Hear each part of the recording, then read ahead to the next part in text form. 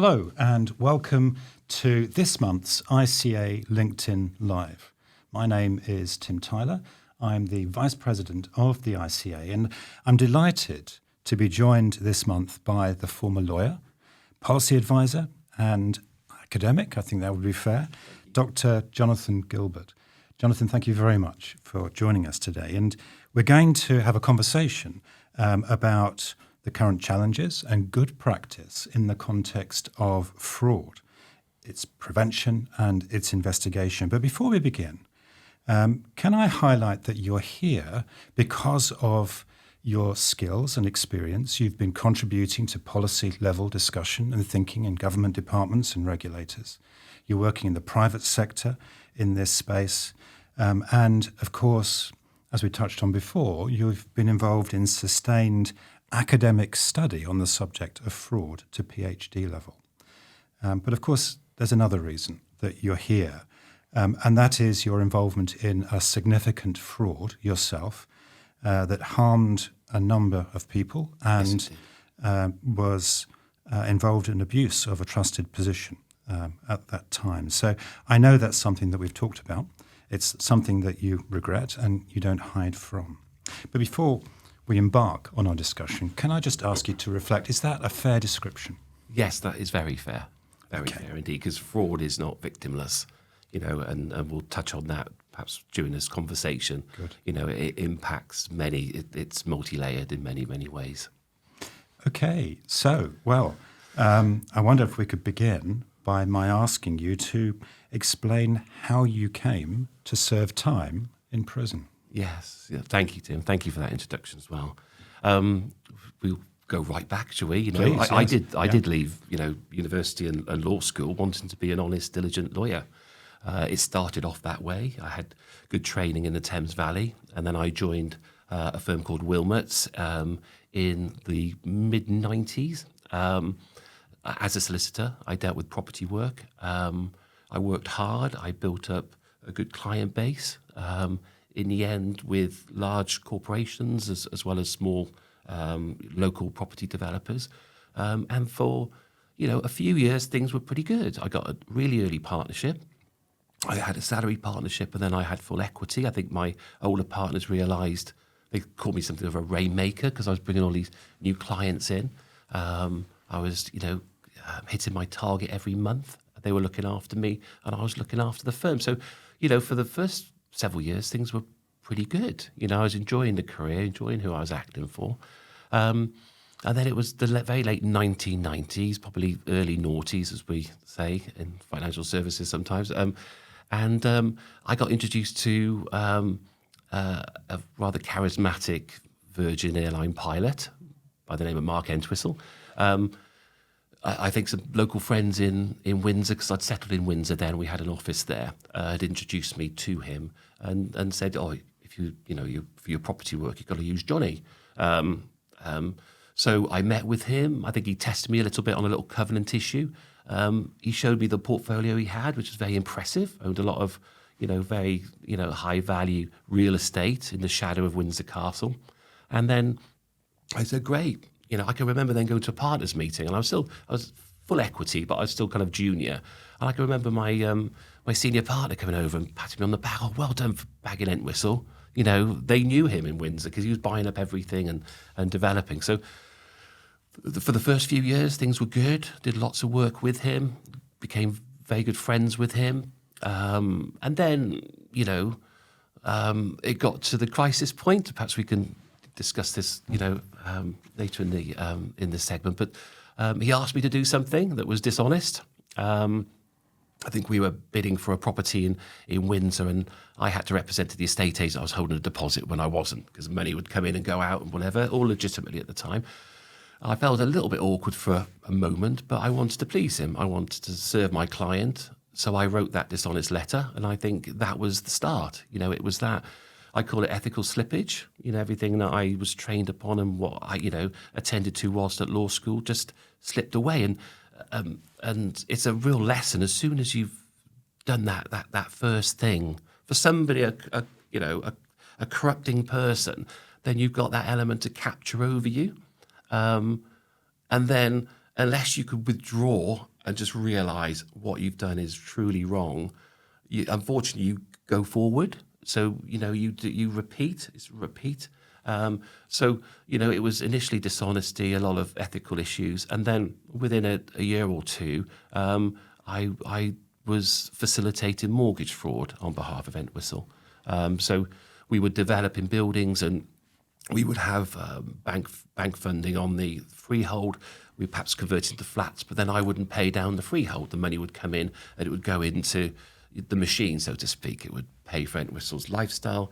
It would perhaps put a deposit on something else. So it became very, kind of like a cycle, really. And it was paying down, obviously, extra interest on the extra loans he had. So from that point, it just got bigger and bigger. Like a sort of Ponzi scheme. Yes, I mean, it was certainly like a Ponzi scheme. Sort of... I can remember in 2005, my wife had just started a job in London at the College of Law, because she's a solicitor as well. I was terrified. I just went to bed for 3 days because I just thought, we're 3 or 5 million adrift now. How are we ever going to get that back? He came round to the house, said, look, and he brought architects' plans for developments around Windsor. Said, oh, we'll be fine. We'll be sitting on a boat this time next year, stay in the game, or go down to the Windsor Cop Shop and dob yourself in, but you're on your own. So, highly foolishly and, corruptly, I stayed in the game. I stayed there initially wanting to get some development, wanted to pay back that bad debt, that fraudulent debt. It's not bad debt, it's fraudulent debt. And get him as big as I could and then just come out of it. I knew my practicing certificate was, ready for the shredder. But then it was just about surviving that time. But, then it built up. And obviously we talked about the financial crisis in around 2007, credit shrinkage. So there wasn't the availability of funding for him then. And then at the same time, all these lenders are saying, where's our security? And he wasn't paying some of the mortgages. So the walls are coming in. My post pile in the mornings would be just, where's our deeds? Where's our security? And it just got worse and worse and worse. So that is, my kind of journey in a bit of a nutshell. Thank you. So that led to my resignation from the firm in 2009, and then my subsequent, journey through the criminal justice system. Okay, so can I just pick up on one of the things that you've described? And I think it's a really important point that doesn't just relate to fraud. I think the same principle can apply to corruption, for instance, and that is how you were drawn into it.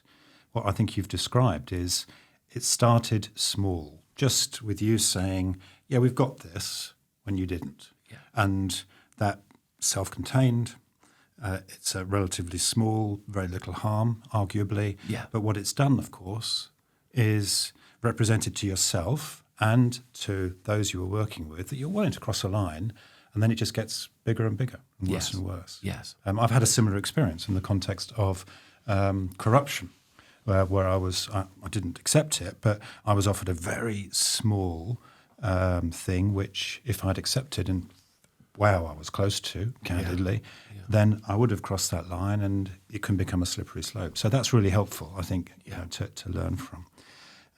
But can I pick up on that? So you've described your experience as a solicitor, being sucked into this almost like a vortex of crime, because if I understand you correctly, it's very difficult to escape from it because all the walls are closing in around you because of the debt that now is in place. You've described your experience there. You've been through the criminal justice system. But since then, you've invested a lot of time studying, researching, working with some really eminent people like Michael Levy, we were just talking about, in this field. It's a big subject. It's very difficult to capture that in just a few sentences. But if you were to try to, what have you learnt in that period? Yes, no, really good question. I started doing a master's whilst in the closed estate, a BCAT prison, HMP Park, via distance learning. My wife helped me fund it. So I did. It was kind of financial crime and corruption, or kind of fraud and corruption. I didn't have much resource, so what I thought I'd do for my dissertation was kind of an autoethnographic study of solicitor enablers and fraud, because it was all in there. I lived it. I had some modest materials just so I could do a literature review and whatever. But that was quite specific because I was looking at my role. So I was looking at an actor, an actor's biography within a mortgage fraud. I then finished that, and whilst at open prison, I applied to Mike Levy. He'd already visited me whilst at Park. I was quite interested in my story. So I asked whether or not he would interview me for a PhD position. And yes, he was a bit concerned about where I get my data from, being in the position I was. And so I travel down every day from an open prison, go to university when he accepted.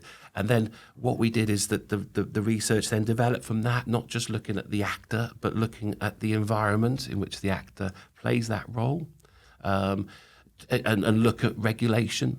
And whether or not regulation was effective, whether or not there was sufficient oversight management within that crime facilitative environment in which I operated. So we just blew it all out so we could just see how crime is organised, not just, take an interest in what those actors do, what enables mortgage fraud to exist, what supports its reproduction, because that was a problem, if Entwistle had committed 2 or 3 frauds, he would have had enough money to pay that back.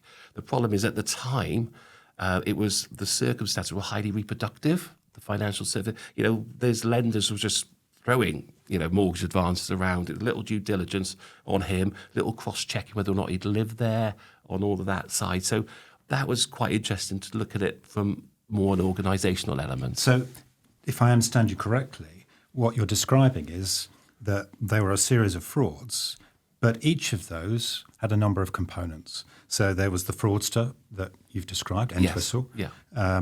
Whether he was driven by greed or debt or other factors, we don't know, or I don't know, but there's the fraudster who's acting, but there's a number of enablers around the fraudster. Correct. And the market is one. Yes. Businesses that are willing to lend money with minimal due diligence is Yeah. part of that equation. And products, of course, that enable that kind of activity will be another component within this. That's right. I've got to ask you, because it's something that we, within our training, we talk about, the Cressy fraud triangle. Yes. Of course, you're going to be familiar with this, Yes. that considers, I think it was Professor Cressy's thesis his thesis was that typically for an internal fraud in particular, you'll find that there are 3 drivers. So you get the triangle. Pressure, and that can be in a number of different forms. It could be financial pressure, personal pressure, opportunity, and rationalisation. Yes. Now, I've investigated fraud, and I found that again and again that fits with what I saw. Is that your experience? There is. I've looked at other theories, but Okay. I do like Cressy's, and I must admit I did look at it when I was doing my MSc thesis, because I could put myself in that triangle. So there was pressure. There was pressure on me from my client. There was pressure on me because I was divorced from my first wife. Pressure on me putting a kitchen in. So Entwistle would say, "Don't worry, I'll sort that out." So there was these kickbacks that I was earning beyond my drawings from my firm, and the opportunity was there. I was a regulated solicitor. We were on the panel of the vast majority of mortgage lenders in the UK.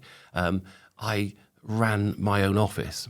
So if there was any kind of letters coming in, it would come to me as the senior partner. Ironically, I was the partner, the solicitor, that was doing what I was doing and facilitating fraud. Because initially, how I sometimes describe it is when you've got enablers, you've got 2 categories. You've got kind of your professional person or a person in responsibility which will turn a blind eye to something that they should see the reality from. And then, so I was initially that. I just ignored what Entwistle was doing, knowing that he was being dishonest in mortgage applications, to actual kind of complicity of the enabler, direct complicity. And that's where I evolved to, because as soon as the pressure came on the fraud, in order to say, where's our security? When are we going to get this money back?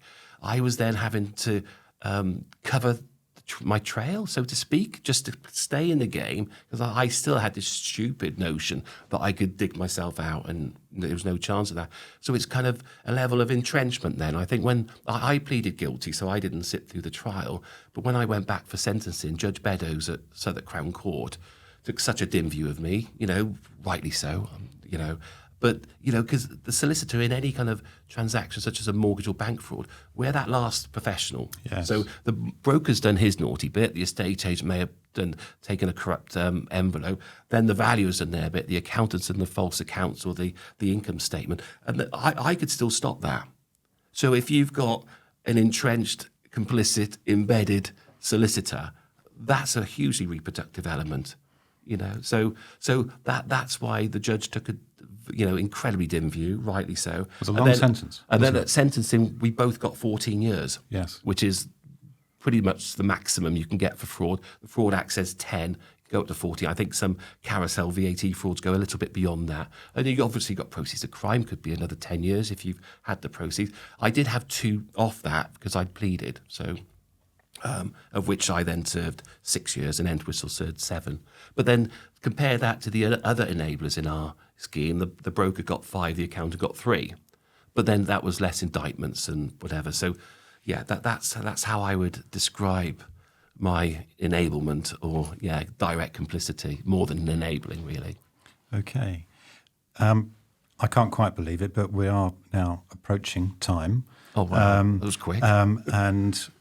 Before we finish, it would be really useful to hear key messages from you. Yeah. I know there's a lot that you can talk about, but if you were to try and distill it down to 2 or 3 key things to learn, things that you'd like to share with colleagues around the world in the context of fraud, what would that be?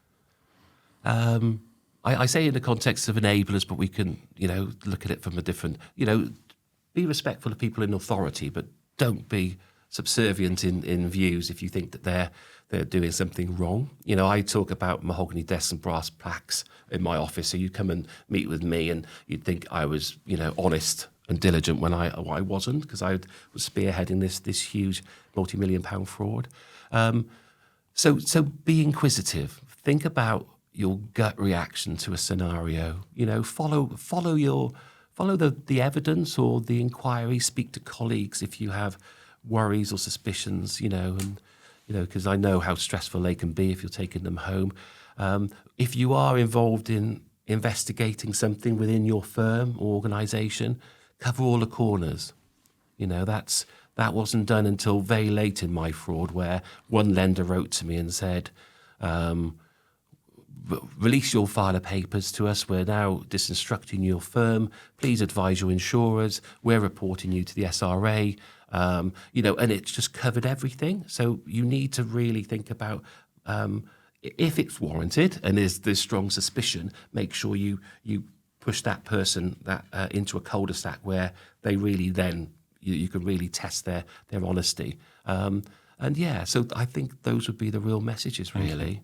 That's good advice, I think, to be inquisitive, be curious, and cover the bases, and not necessarily to be intimidated by someone's position or authority. Thank you. And thank you again for joining us today. I know that in a moment you and I are going to carry on this conversation and I think go a little bit more deeply to better understand the conclusions that you've reached around the nature of fraud and the vulnerability that we have to it. That's going to be recorded and will be available to ICA members on our Learning Hub in the next few days. But in the meantime, Jonathan, thank you again for joining us. Thank you, Tim. And for colleagues around the world, thank you for joining us and have a good rest of your day.